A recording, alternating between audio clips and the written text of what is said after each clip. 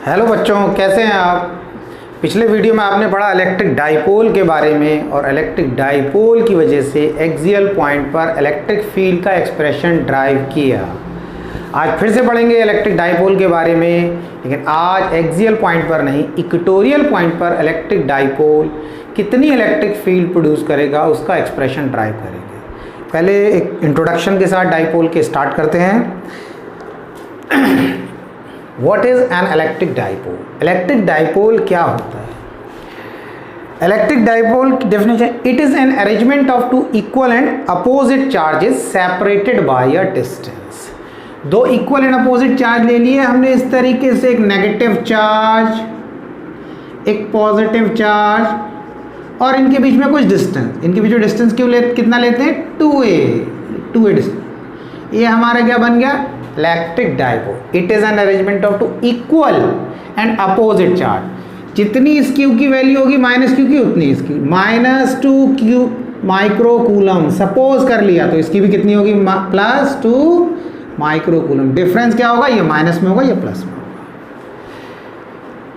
दोनों चार्ज के बीच में कुछ डिस्टेंस होना चाहिए, तभी दो पोल बनेंगे, तभी हम बोलेंगे डाइपोल। यानी कि जिस ऐसा स्ट्रक्चर जिसके दो पोल हो, negative pole and positive pole. तो ये हमारा हो गया डाइपोल। अब इसके बाद एक छोटा सा टर्म आता है इसका, what is an electric dipole moment. Electric dipole moment को हम P से रिप्रेजेंट करते हैं, स्मॉल p से। ये किसके बराबर होता है? Q into 2a। Q into 2a। P हमारा हो गया electric dipole moment. Electric dipole moment. Electric dipole moment की डेफिनेशन क्या है? It is defined as the product of magnitude of either charge. इन दोनों में से किसी का भी मैग्नीट्यूड यानी कि न्यूमेरिकल वैल्यू यहाँ रखना है। उसको हम कैसे रिप्रेजेंट करेंगे? प्लस क्यू से। अगर इस क्यू को रख रहे हो तब प्लस में, ये तो ऑलरेडी है। अगर इस क्यू को रखोगे तो ये हम प्लस में ही लिखेंगे, मैग्नीट्यूड लेना है। And the distance between two charge, किस किस का प्रोडक्ट है? Magnitude of either charge and the distance between two charge. इन दोनों चार्ज के बीच में जो डिस्टेंस है उसके प्रोडक्ट के बराबर। ये डिस्टेंस है 2a, इन दोनों के बीच में। तो P इलेक्ट्रिक डाइपोल मोमेंट हो गया। डिस्टेंस 2a क्यों लेते हैं ये बड़ा भी आप डेरिवेशन में देखेंगे, आपको समझ में आएगा। बहुत सिंपल सा कॉन्सेप्ट है कि जब हम इसकी हाफ लेंथ लेंगे तो वो कितनी हो जाएगी? a। और अगर हमने टोटल लेंथ ले लिया a तो हाफ हो जाएगी a/2। तो उसे डेरिवेशन करेंगे, कैलकुलेशन करेंगे तो थोड़ा सा टाइम लगेगा, फ्रैक्शन में वैल्यू आ जाएगी। और ऐसे रहेगी फ्रैक्शन में रहेगी तो कैलकुलेशन इजी हो जाएगी। क्लियर हुआ?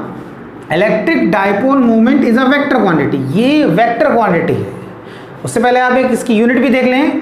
चार्ज की यूनिट क्या होती है? कूलम। और डिस्टेंस, ये डिस्टेंस इसकी क्या हो जाएगी? मीटर। Coulomb metre. C बड़ा बनाएंगे, M छोटा बनाएंगे ताकि सेंटीमीटर ना लगे। उस और एक तरीका है, इसके लिए डैश लगा दें तो क्या हो जाएगा? Coulomb metre. अब कोई कंफ्यूजन नहीं रहेगा। Electric dipole moment P is a vector quantity. Vector quantity तो वेक्टर फॉर्म में कैसे लिखेंगे? P, इस पर वेक्टर का साइन लगाया, equals to charge scalar quantity है 2a। a पर वेक्टर का साइन, ये एरो लगा दिया। ये रिप्रेजेंटेशन होगा वेक्टर फॉर्म में इलेक्ट्रिक डाइपोल मोमेंट का। अब ये electric dipole moment vector quantity है तो उसका डायरेक्शन भी होगा। तो उसका डायरेक्शन होता है नेगेटिव से पॉजिटिव की तरफ।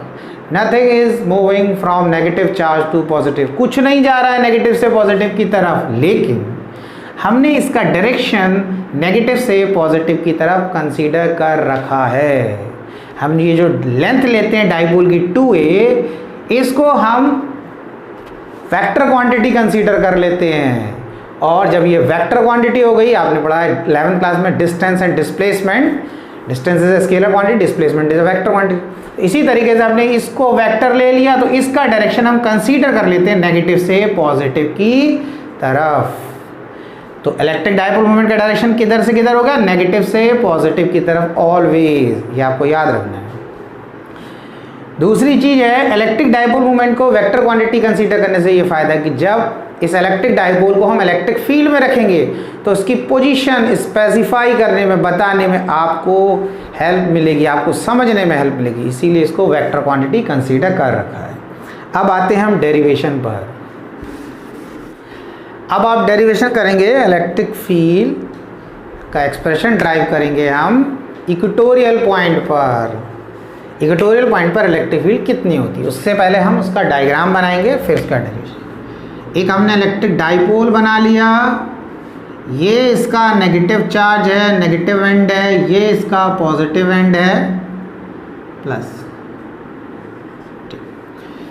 यहाँ से हमने एक इक्वेटोरियल लाइन ड्रॉ करी। इक्वेटोरियल लाइन क्या होती है? एक ऐसी स्ट्रेट लाइन जो डाइपोल के सेंटर, डाइपोल का सेंटर O है, उससे पास हो रही हो, डाइपोल पर 90 डिग्री बनाती हो, वो इक्वेटोरियल लाइन कहलाती है। डाइपोल के सेंटर से पास होती है, डाइपोल पे 90 डिग्री बनाती है।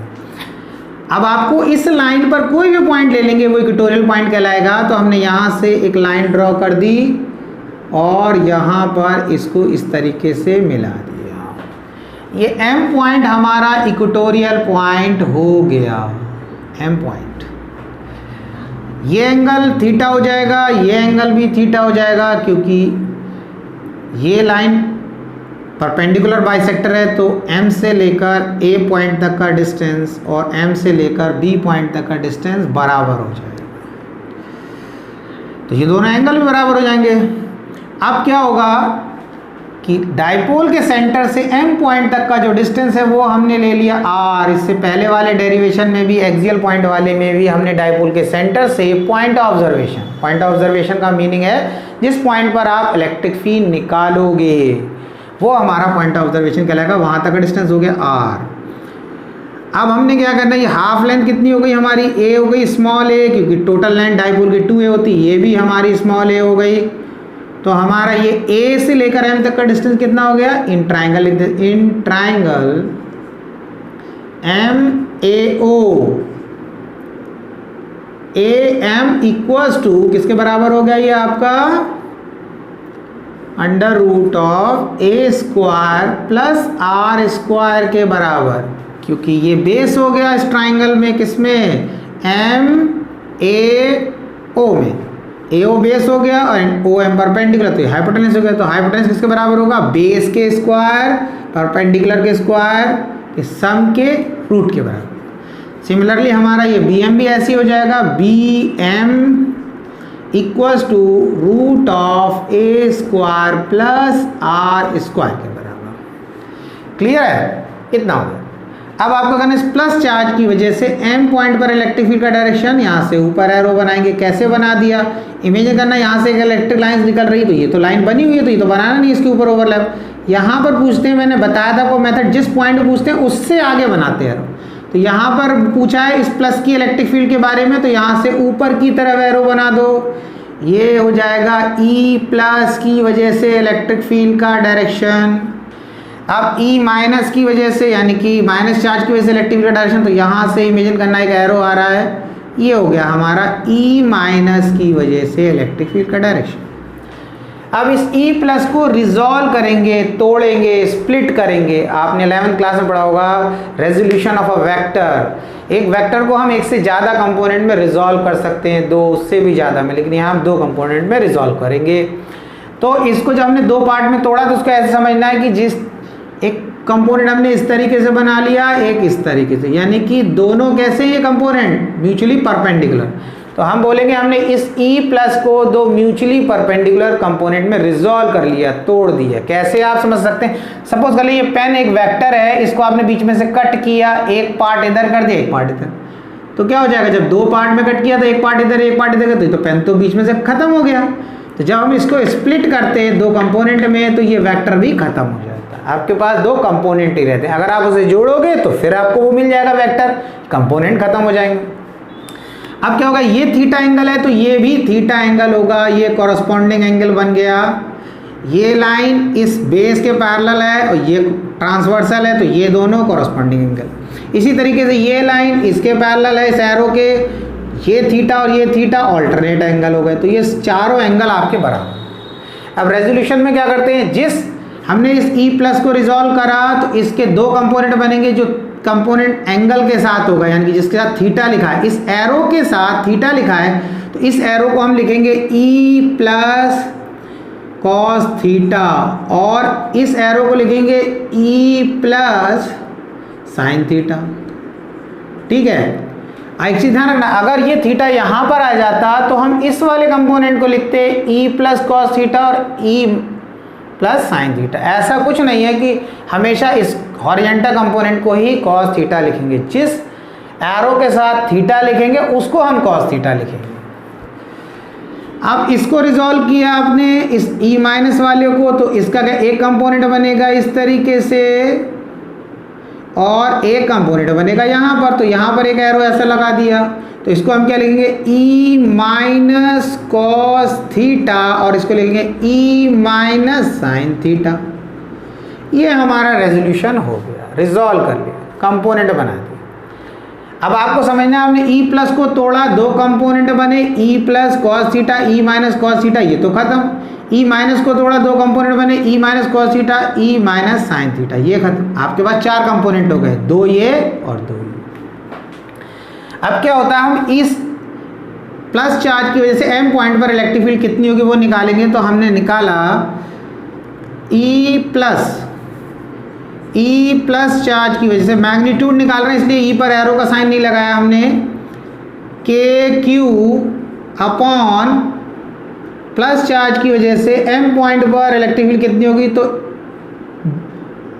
बी से लेकर एम तक का डिस्टेंस कितना लिखा, बी से लेकर एम तक का distance A square plus are square root के अंदर इसका स्क्वायर।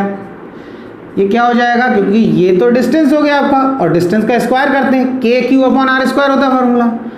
आर क्या डिस्टेंस है, अभी हमारा चार्ज से लेकर एम तक का डिस्टेंस किसके बराबर है, ये distance B M, A square plus are square root के बराबर है, तो ये डिस्टेंस हो गया ना, ये हमारा क्या बन गया, ये आर बन गया हमारा पूरा टोटल। उससे कंपेयर करें पॉइंट चार्ज का जो फॉर्मूला बताया था, तो ये क्या हो जाएगा आपका k q upon A square plus are square के बराबर। अब क्या करेंगे, माइनस चार्ज की वजह से इलेक्ट्रिक फील्ड निकालेंगे, तो क्या हो जाएगा के क्यू, इस माइनस की वजह से इस पॉइंट पर तो डिस्टेंस तो दोनों का सेम है, ए से लेकर एम तक का भी डिस्टेंस सेम है, जितना बी एम था। तो ये हो जाएगा हमारा a square plus are square under root के अंदर और उसका होल स्क्वायर, तो फाइनली कितना हो जाएगा, ये k q upon A square plus are square, ये हो गया आपका। आप देख सकते हो यहाँ पर ई प्लस और ई माइनस बराबर है। अब ये दोनों बराबर हो गए तो क्या होगा, इसका एक component E plus sine theta और इसका एक component E minus sine theta है। अब ई प्लस और ई माइनस तो बराबर है, और ये साइन थीटा भी बराबर है, तो E plus sine theta E minus sine theta के बराबर हो जाएगा।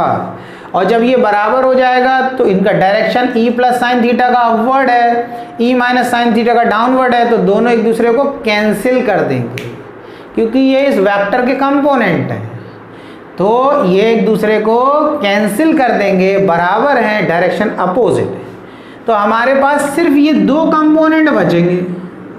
इसका मतलब इस दो कंपोनेंट की वजह से ही एम पॉइंट पर इलेक्ट्रिक फील्ड प्रोड्यूस हो रही है, यानी कि ये डाइपोल जो इलेक्ट्रिक फील्ड प्रोड्यूस कर रहा है एम पॉइंट पर, वो इसके सम के बराबर होगी। तो हम उसे कैलकुलेट कर लेंगे। कैसे कैलकुलेट करेंगे, हमने लिखा E equatorial E plus cos theta plus E minus cos theta. अब क्या करेंगे, ई प्लस और ई माइनस तो बराबर है, तो हम ई प्लस के प्लेस पर ई कॉस थीटा और इस माइनस के प्लेस पर भी ई प्लस लिख देते हैं। आप चाहो तो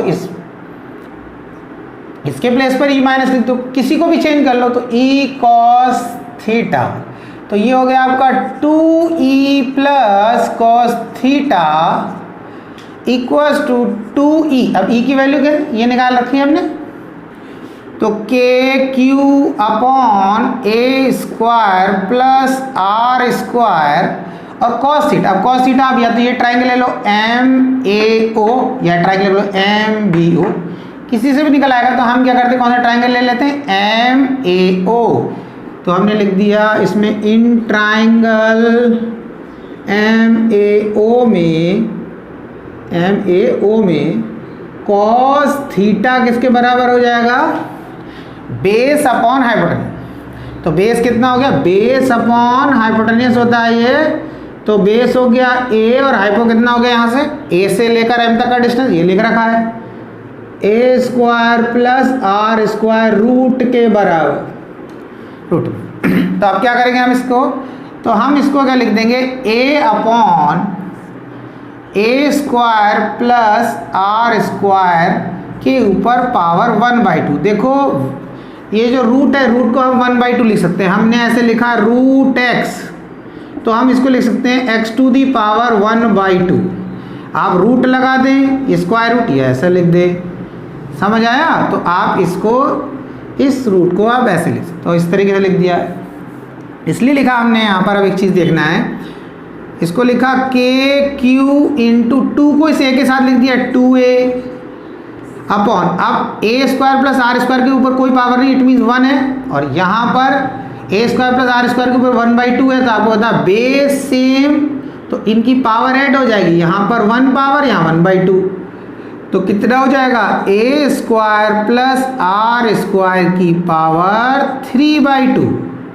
1 प्लस 1/2 किसके रहा है, 1 प्लस 1/2 इक्वल्स टू 3/2 हो जाएगा। ठीक है, अब उसके आगे क्या करेंगे, Q इंटू 2A किसके बराबर हो जाएगा आपका, Q इंटू 2A हो गया आपका KP, इलेक्ट्रिक डाइपोल मोमेंट के बराबर हो गया upon A square plus R square की पावर 3/2। ये आपका हो गया इक्वेटोरियल पॉइंट के लिए। एक तो फॉर्मूला ये हो गया आपका। दूसरा फॉर्मूला क्या रहेगा, इसमें कंडीशन है, if the dipole is very short, if the dipole is very short, very short है, तो कंडीशन क्या होती है, A जो है स्मॉलर, सिर्फ 2 ही बार लगाना, ज़्यादा नहीं लगाना, बार लगा। वेरी शॉर्ट हो गया तो क्या हो जाएगा, E इक्वेटोरियल इक्वल्स टू किसके बराबर हो जाएगा, जिसको स्मॉलर कंसीडर करते हैं उसको नेगलेक्ट कर देंगे, तो ये तो हमारा चला जाएगा, नेगलेक्ट हो जाएगा ये टर्म। तो हमारा क्या बचेगा, KP upon R square into, और ये पावर लग जाएगी 3/2, 2 से 2 कैंसिल, क्या बचा हमारा, KP अपॉन RQ। तो ये फॉर्मूला हमारा शॉर्ट डाइपोल के लिए हो गया। शॉर्ट डाइपोल में मैंने कंडीशन बताया कि अगर आपको ये लगता है, जब आप न्यूमेरिकल करेंगे तो आपको ये लगता है ये जो लेंथ है डाइपोल की 2 है, ये इस R के कंपैरिजन में बहुत ज़्यादा छोटी है। मैंने पिछले वीडियो में न्यूमेरिकल वैल्यू के साथ समझाया था, आप उसमें देख लेना। तो ये लेंथ डाइपोल की R के कंपैरिजन में अगर बहुत ज़्यादा छोटी है तो आप इस फॉर्मूले को यूज़ करेंगे।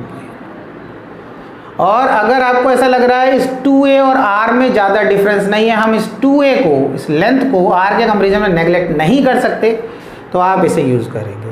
अगर आप कहीं कंफ्यूज हैं, आपको समझ में नहीं आ रहा है हम क्या करें, कि इस फॉर्मूले को यूज़ करें, इस फॉर्मूले को, तो आप इसको यूज़ करेंगे तो हर कंडीशन में, ये तो दोनों जगह कंडीशन लग जाएगी, दोनों। ये तो चाहे शॉर्ट डाइपोल हो तब भी इससे हो जाएगा, और अगर शॉर्ट डाइपोल नहीं है तब भी जाएगा। बस डिफरेंस ये होता है, अगर शॉर्ट डाइपोल होता है यानी कि 2A की वैल्यू R के कंपैरिजन में बहुत ज़्यादा कम होती है, तो इसको यूज़ करने पर हमारी कैलकुलेशन ईजी हो जाती है, इसलिए हम बोलते हैं इसको आपको यूज़ करना है।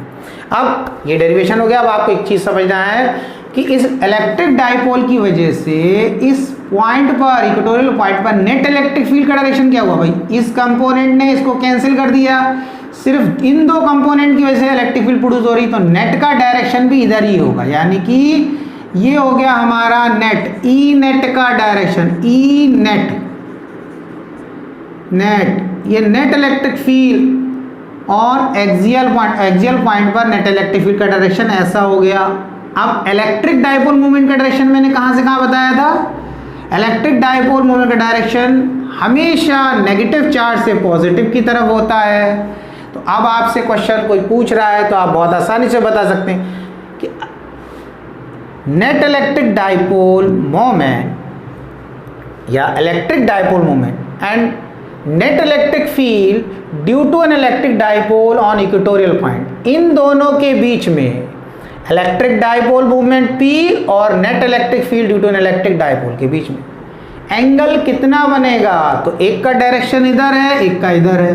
अगर हम इन दोनों एरो को मिला दें तो ये नेट का एरो हो गया, ये E नेट का एरो और ये हमारा P का एरो, तो कितना एंगल हो गया? यहाँ पे हो गया 180। तो इन दोनों के बीच में एंगल हो जाता है 180। इतना क्लियर हो गया? ओके।